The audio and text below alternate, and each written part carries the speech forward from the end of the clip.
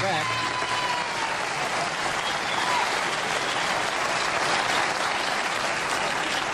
Buddy Hackett is here again, and if there's anybody funnier in the world than Buddy Hackett when he is cooking, I don't know who it is. He's working, he opens, well, that means working, right?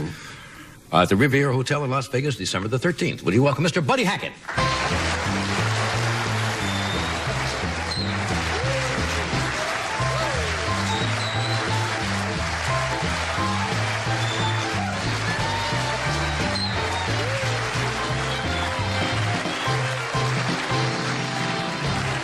Last time I was on, it was so hilarious that when I went home and taped it, I didn't erase the tape. You came over here and you said, I'm going to go over there and tell some jokes. Say some jokes. Why don't you do that? I mean, just do a few jokes. You don't have to, you know. When you talk out of that side of the mouth, I can't hear you. Oh, over here.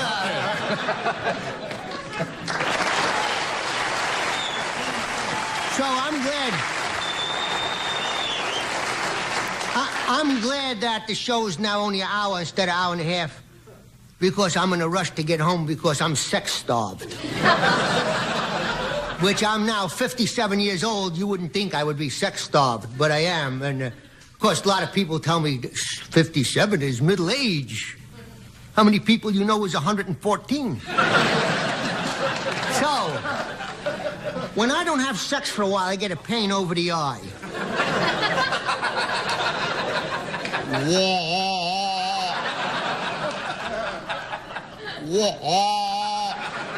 I asked the doctor, why does it hurt over the eye from no sex? He said, the subconscious is embarrassed to put the pain where it should go. So, puts it over the eye, because if you walk around going, whoa, they give you a little aspirin, but if you walk around, whoa, they give you 30 days for that. So I'm in a rush to... You know, you couldn't do stuff like this years ago. When I've been on The Tonight Show. This is my 264th appearance on The Tonight Show. Either that or 15th, one or the other. And I was with Jack Parr years ago. And I remember one time I'm sitting with him and he said, we're going to go to Tokyo. We're going to go to Tokyo. Men and women take baths together in Japan naked. That was a big thing to say on television. They take baths there. Yes, they do. They really do. Whenever he thought he's being... When he's being naughty, he would shake. He said, men and women take baths together naked. Yeah. I said, we used to do it in Brooklyn without water. So he said, Hugh Downs and I were there last year, but we wouldn't go naked in the bath. We wore our jockey shorts. I said, well, if I go with you, I'm going to go naked in the bath. And a few months later, we're in Japan, and we're going to the baths, and he's got an NBC crew with him, and we're ringing the elevator. The bath is on the 5th floor. And I forgot I said I'd get naked in the bath, and he remembers, promise you won't get naked in the bath. Say you won't get naked in the bath. I said, okay, I won't get naked in the bath. I won't get naked in the bath. I got naked in the elevator. I don't know anybody in Japan. I figure you get to the 5th floor, the door opens, and voila. The door opened, I jumped out. We were in the lobby. It didn't go up. And there's about 150 Japanese on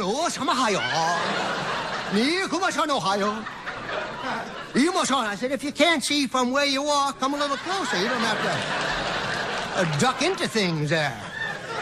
And then we went to Hakone. Hakone is about 84 miles from Tokyo, and you take the bullet train. And you go up to Hakone. And we went to the sumo wrestlers. Sumo wrestlers weigh 500-600 pounds. Jack's got a camera. He's filming the sumo wrestlers. He says to me, you want to have some fun? I said, yes. He said, you dress in a sumo outfit and you wrestle one of those sumos.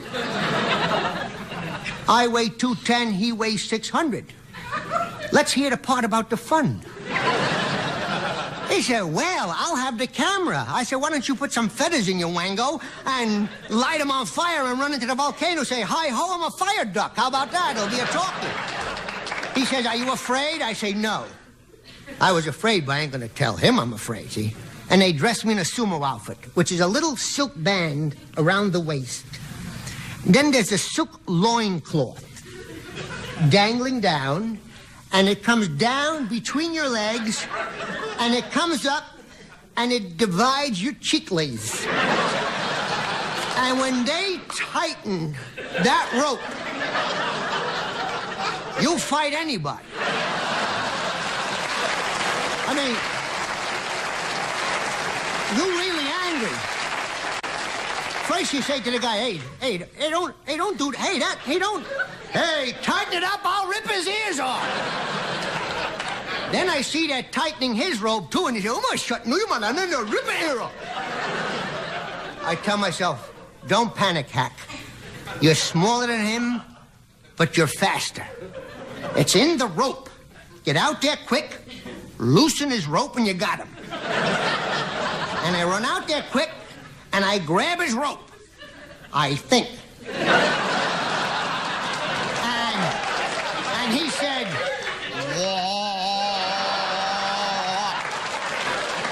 and he picked me up, and he threw me out of the ring. But first he kissed me goodbye.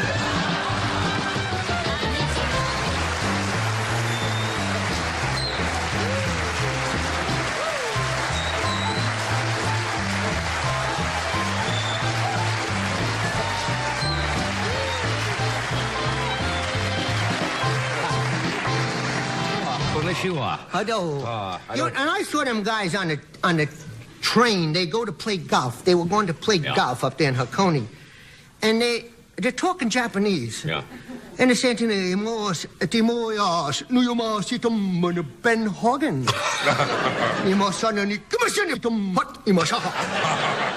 They're huge, aren't they? The sumo wrestlers? Yeah, they're huge. huge. Are you kidding? One guy was eating a Zeppelin. A Zeppelin. Hors d'oeuvre, I suppose. We'll be right back after this. We're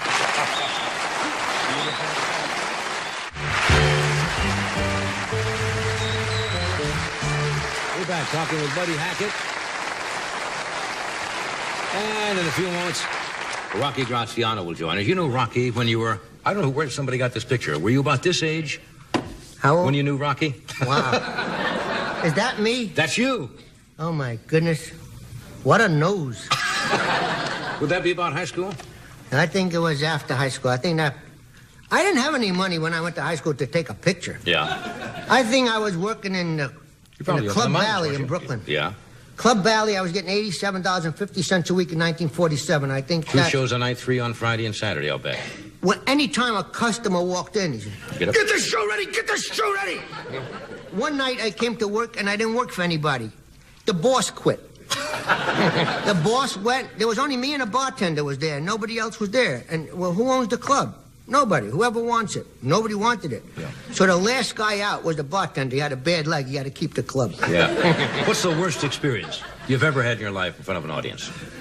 For whatever the reason, things just didn't do. I'm not looking for sad not that things, kind of but thing. you know. Oh, no, just a terrible thing. I was working in Grossman's Hotel in Lakewood. Well, it's not very pleasant, but I'm going to tell it to you anyway because you asked. Well, I don't want to make it sad. It ain't sad. It's gooky. What do you mean gooky? Well, I had a very bad cold. I was getting $30 for the night. My nose was really stumped up. Well, maybe in that. And I had to enter through the audience, and I was on stage, and I gave one sneeze. Oh, no. Don't tell me. All right, well, that's it. I walked out again and got in the car and drove home and cried all the way. Oh. Did you ever work an audience where they just didn't understand you? Plenty of times. Are you kidding? The Golden Hotel in Hurleyville. I was 15 years old. Golden Hotel in Hurleyville? Yeah, I was working with a guy who I was a busboy, and he made me his comic, and he was a straight man. And went out, and we did the show that night, a couple sketches. He taught me some in Yiddish, some in English. Right. Nobody laughed. It was all Sephardic Jews. They only understood Spanish. And the boss came in, and I'd never seen a room before. Right. With a sink in the room. I thought that's the way it must be in Camelot. I thought that's how the people live when you're swell, to have a sink in the room. I didn't know other rooms really had a bath with it, too. So when I seen a sink in a room, I said, this is the big time. Yeah. And I was sleeping that night with the sink in a room after we did the show with no laughs, and the boss come over and he says, get out. I says, get out of bed? He says, get out of the room. Get off the premises. I'm going to call the state police. I said, why? He says, because you're not funny. Like they can arrest you for that. Yeah, then I found out if you're not funny, you can get arrested.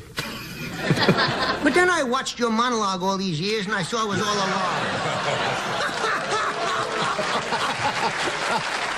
Well, I was never too crazy about this show anyway. Well, we're getting away with it for almost 20 years. You realize next year, 1982, we'll have been on 20 years? 20 years. Yeah, in October. Oh, I didn't go for that.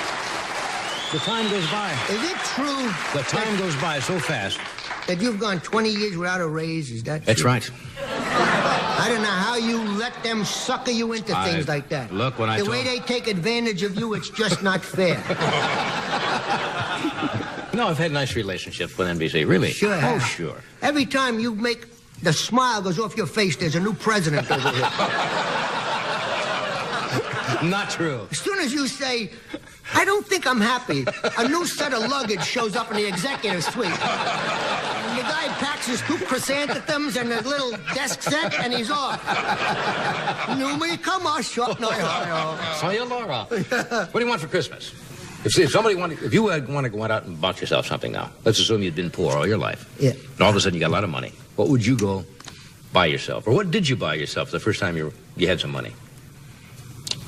I don't know. I think A good watch, go out and get a good suit. I think the first thing I car, did, what? the first time I had money, I made an invention on the bed spring. I was 16 years old. What? That's your dad. Dad was an upholsterer. Yeah. Is that why? And I made an invention on a bed spring, and my mother owed 4 months' rent, $40 a month rent. She owed 4 months. I made enough money. I paid the 4 months' rent plus another 8. I gave her a receipt for a year's rent, and she said to me, "You'll go to the chair."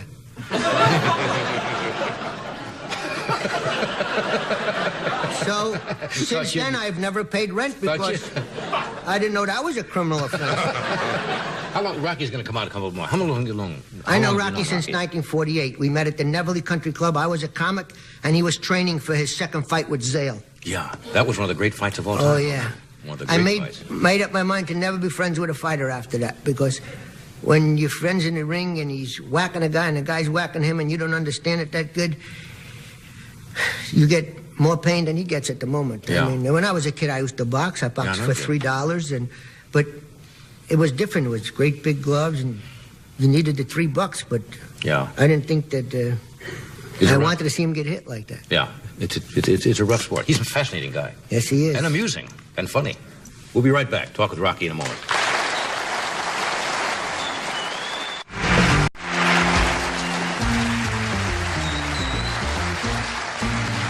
Okay, we're back.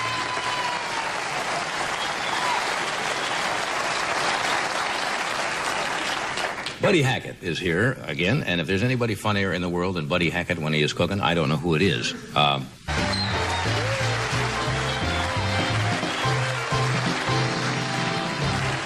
Last time I was on, it was so hilarious that when I went home and taped it, I didn't erase the tape. You came over here and you said, I'm going to go over there and tell Go some over there and jokes. say some jokes. Why don't you do that? I'm gonna just do a few jokes. You don't have to, Which starved. Which I'm now 57 years old. You wouldn't think I would be sex starved, but I am. And, of course, a lot of people tell me 57 is middle age. How many people you know is 114? So, when I don't have sex, you talk out of that side of the mouth, I can't hear you. Oh, over here.